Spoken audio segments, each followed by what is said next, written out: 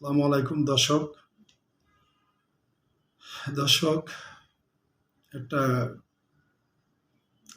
মর্মান্তিক নিউজ পড়ব মানবজমিন থেকে। এখানে বলা হচ্ছে, মারা গেলে আমার লাশ ফেলে যাইস না। এটা একটা মৃত, আমি বলবো শহীদ মুক্তিযোদ্ধা, 24-এ শহীদ মুক্তিযোদ্ধার কথা, আর্তনাদ। 25 বছরের টকবগে যুবক পারভেজ হাওলাদার, 5 ভাই বোনের মধ্যে সবার ছোট। পরিবারের আদরের ছেলেটির স্বপ্ন ছিল বিদেশে যাবে, তারপর একটা সুন্দর বাড়ি করবে, সেই বাড়িতে মাকে নিয়ে থাকবে। তবে বাড়ি করতে না পারলেও পারভেজ নামের একটি সড়কের নামকরণ করেছে এলাকাবাসী। কারণ বাড়ি ফেরার স্বপ্ন ধূলিসাৎ করে দিয়েছে একটি বুলেট। নিভে গেছে পারভেজের জীবন প্রদীপ। কোটা সংস্কার আন্দোলনে অংশ নেয়া পারভেজ শেখ হাসিনা সরকারের পতনের মাত্র 2 ঘন্টা আগে মাথায় বুলেট বিদ্ধ হয়ে মারা যান। এর আগে সকালে ফেসবুকে সে তার আইডি থেকে শেষ স্ট্যাটাস দেয়, আল্লাহ তুমি ভালো পরিকল্পনাকারী, আল্লাহ তুমি বাংলাদেশের প্রতিটি মানুষের জীবনের খেয়াল রাখো। দর্শক, দেশের জন্য, দশের জন্য যেটা ভালো হয় তাই কইরো আল্লাহ। আজকে যেন কারো মায়ের কোল খালি না হয়, আমিন। আর আন্দোলনের মাঠে বন্ধুদের বলেছিল, আমি মারা গেলে আমার লাশ ফেলে যাস না, পরিবারের কাছে লাশ পৌঁছে দিস, বেওয়ারিশ লাশ হিসেবে যেন আমার দাফন না হয়। নারায়ণগঞ্জের সিদ্ধিরগঞ্জের কাশি বাজার এলাকায় জনৈক রমজানদের বাড়িতে পরিবারের সঙ্গে বাসায় থাকতো পারভেজ। কথা হয় পারভেজের পরিবার ও তার বন্ধুদের সঙ্গে। তাদের দেয়া তথ্য মতে সানারপাড় শেখ মোর্তজা আলী উচ্চ বিদ্যালয় থেকে এইচএসসি পাশ করার পর আর্থিক সংকটের কারণে লেখাপড়া আর করতে পারেনি পারভেজ। তারপরেও শিক্ষার্থীদের কোটা সংস্কার আন্দোলন তাকে ঘরে রাখতে পারেনি। পরিবারের সকল বাধা উপেক্ষা করে আন্দোলনে যোগ দেয় সে। 3 বোন 2 ভাইয়ের মধ্যে সে ছোট। তার সঙ্গে আন্দোলনে যোগ দেয় তার বড় বোন সেলিনা আক্তার, মেজ বোন রোকসানা আক্তার ও ভাগ্নি সিদ্ধেশ্বরী ডিগ্রি কলেজের প্রথম বর্ষের ছাত্রী মাহমুদা আক্তার। 4 আগস্ট একের পর এক নিহতের ঘটনায় পারভেজ বোন আর ভাগ্নিকে আন্দোলনে যেতে নিষেধ করে, কিন্তু বাইরে নাস্তা খেতে যাই বলে বৈষম্যবিরোধী শিক্ষার্থীদের মার্চ টু ঢাকা ঘোষিত কর্মসূচিতে যোগ দিতে 5ই আগস্ট সকাল 9টায় ঘর থেকে বেরিয়ে যায় পারভেজ। মহসিন, শাকিল সহ অনেকের সঙ্গে মৌচাক থেকে পায়ে হেঁটে রওনা হন তারা। প্রায় 5 কিলোমিটার পথ হেঁটে কাজলা এলাকায় পুলিশের বাধায় পড়েন।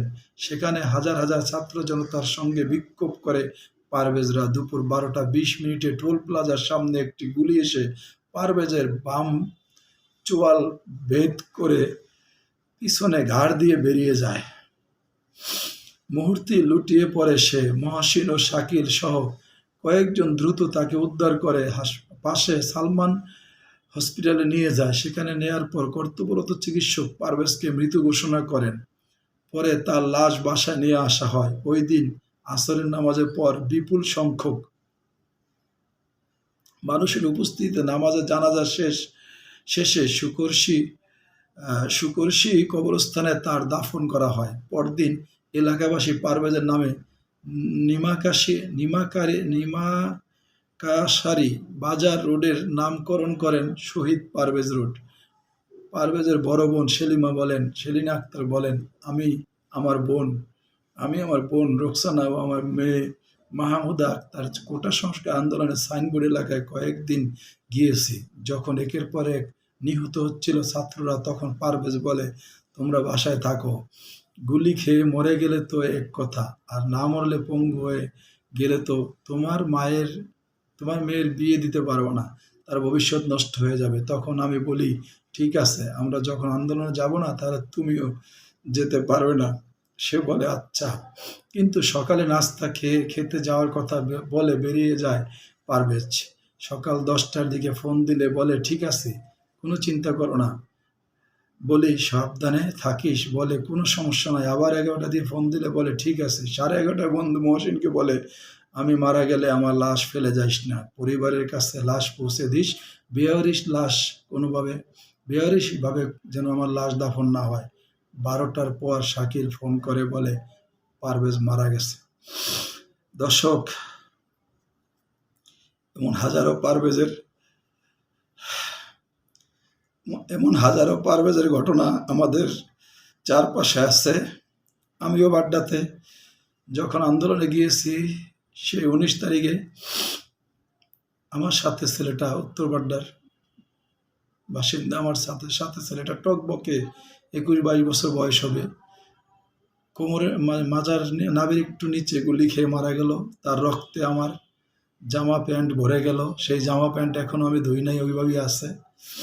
আমি বলতে চাই, আমি এমন একটা ভিডিও করেছিলাম 5 তারিখ সকালে, আপলোড দিয়েছিলাম যে আমি মারা গেলে, ভিডিওতে বলেছিলাম মারা গেলে কেউ আমাকে যেন, কোনো দল যেন আমাকে নিয়ে রাজনীতি না করে, সান্ত্বনা না দেয়। আমার ভিডিওটা ছেড়েছি আমার আগের অন্য একটা ইউটিউব চ্যানেলে, এটাও আমি ছাড়বো।